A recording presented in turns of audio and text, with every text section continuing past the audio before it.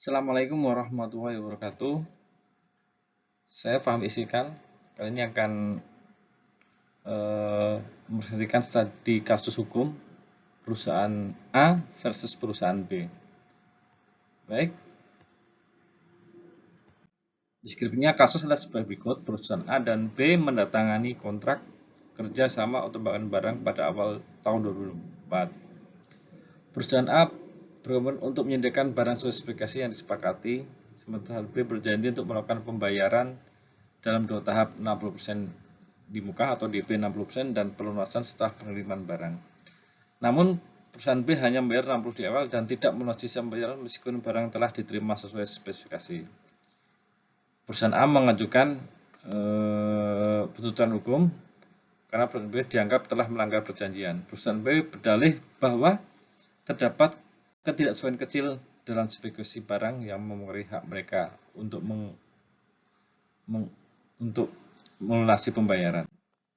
Nah, dari ini nanti ada 4 di kontennya, yaitu identifikasi hukum, analisis kontrak, penyelesaian sengketa, rekomendasi hukum, dan kesimpulan. Nah, ini adalah jenis pelanggaran hukum yang terjadi.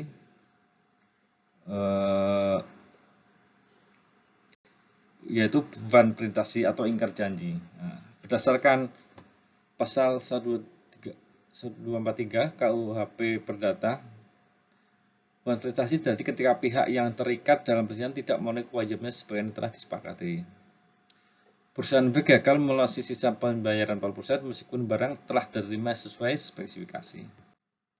Nah, dalih perusahaan B itu tidak sesuai spesifikasi barang. Nah, dalih perusahaan B tidak dapat dibenarkan berdasarkan prinsip hukum kontrak, kecuali terdapat bukti kuat bahwa ketidaksesuaian spesifikasi barang bersifat signifikan. 2. Berdasarkan prinsip fakta servanda, perusahaan B tetap wajib melaksanakan pembayaran sesuai kontrak. Nah, kedua, analisa kontraknya. Nah, elemen-elemen yang penting dalam kontrak agar sah secara hukum, yaitu kesepakatan atau konsensus kedua belah pihak harus mencapai kesepakatan tentang isi kontrak. Harus detail, kalau tidak sesuai seperti apa, speknya kalau perlu ditulis. Dan memang harus ditulis secara detail. Kapasitas hukum, yaitu legal capacity pihak. Para pihak harus memiliki kemampuan hukum untuk membuat perjanjian. Objek yang sah, objek perjanjian harus jelas dan tidak bertentangan dengan hukum atau ketertiban umum. Objek yang jelas itu bisa dimasukkan spesifikasi yang jelas sesuai dengan spesifikasi. Kalau barang teknik ya sesuai dengan spesifikasi teknik. Terus tujuan yang sah, tujuan kontraknya itu tidak melanggar undang-undang. Dan terakhir pertimbangan, terdapat nilai tukar yang dijanjikan oleh para pihak dalam ini barang dan pembayaran. Kemungkinan klaim kerugian oleh perusahaan A itu kerugian material karena kehilangan nilai sisa pembayaran sebesar 40%, yaitu karena hanya membayar 60% di KDP. Kerugian finansial yaitu pembayaran biaya tambahan yang timbul untuk menuntut pembayaran seperti biaya hukum. Sebetulnya ada kerugian yang lain yaitu uangnya tidak muter secara finansial. Kerugian imaterial, kerusakan reputasi atau hubungan bisnis jika keterlambatan pembayaran menghambat operasional perusahaan A. Bisa jadi kalau perusahaan A ini modalnya mepet, terus 40% itu sangat besar, bisa mengganggu cash flow dan operasional perusahaan. Nah, bagaimana penyelesaian sengketanya? Ya, di konten yang ketiga ini akan kita bahas. Nah, metode penyelesaian sengketa yang dapat digunakan satu mediasi, yaitu menyelesaikan melalui negosiasi dengan pembantuan mediator netral untuk mencapai kesepakatan damai. Mediasi ini masih pihak pertama, pihak kedua, atau ada mediator. Nah, mediator ini bisa internal maupun eksternal.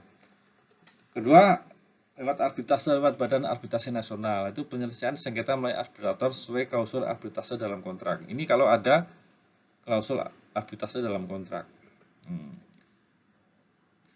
Litigasi yang ketiga yaitu melalui pengadilan untuk mendapatkan putusan yang sampai tingkat ingkrah. Tapi metode yang paling sesuai adalah 1-2, yaitu proses arbitrase lebih cepat dibanding litigasi, karena litigasi ada bisa banding sampai nanti sampai kasasi. Arbitrase ini tidak merusak reputasi karena tidak muncul di publik. Kalau kita di search di website pengadilan nggak ada.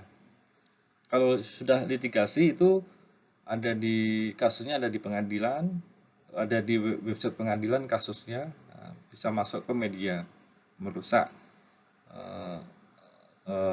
reputasi, dan harusnya ini menjadi opsi terakhir. Harusnya sebelum 1 dan 2 itu ada mediasi tadi. Nah, rekomendasi hukumnya atas kasus A dan B ini, saran untuk perusahaan A yaitu mitigasi resiko pelanggaran kontrak di masa depan, memasukkan klausul penalti dalam kontrak untuk memastikan kepatuhan pembayaran tepat waktu. Ya. Kalau nggak tepat waktu, ada penalti. Menggunakan jaminan pelaksanaan atau performance bonds sebagai asuransi terhadap pelanggaran kewajiban. Ini lebih safety. Terus memastikan pemeriksaan ketat terhadap kredibilitas mitra bisnis sebelum menandatangani kontrak. Nah, ini portofolio mitra bisnis juga penting untuk menghindari one prestasi. Langkah hukum preventif untuk kedua pihak, pertama memperinci ketentuan kontrak, seperti barang dan mekanisme penyelesaian sengketa harus diatur secara jelas. Kalau barang tidak sesuai, apakah diretur atau sebagian, apakah ada repair. Yang kedua, audit berkala, memastikan semua kewajiban kontrak dipenuhi melalui laporan evaluasi reguler. Kalau proyeknya itu berkala, reguler, atau barang dimulai audit saat proses produksi. Atau yang ketiga, klausul penyelesaian sengketa, menambahkan klausul arbitrase atau mediasi untuk menyelesaikan sengketa di masa depan. Ini kalau nggak ada klausul arbitrase juga kita nggak, perusahaan ini nggak bisa masuk badan arbitrase, langsung ke pengadilan. Nah, yang kelima, kesimpulan, pentingnya kepatuhan pada kontrak dan kewajiban. Kasus ini menyoroti pentingnya kepatuhan pada kontrak dan klausul dalam mengatur hak serta kewajiban para pihak. Hak perusahaan A untuk menuntut pembayaran. Perusahaan A memiliki dasar hukum yang kuat untuk menuntut pembayaran. Perusahaan B hanya dapat membenarkan tindakannya jika kesalahan barang bersifat signifikan dan diatur dalam kontrak. Di dalam kasus awal disebutnya kan ketidaksesuaiannya kecil dan tidak diatur dalam kontrak, maka lemah posisi perusahaan B. Penyelesaian melalui arbitrase lebih dianjurkan untuk menjaga efisiensi dan kerahasiaan proses hukum. Baik, terima kasih. Assalamualaikum warahmatullahi wabarakatuh.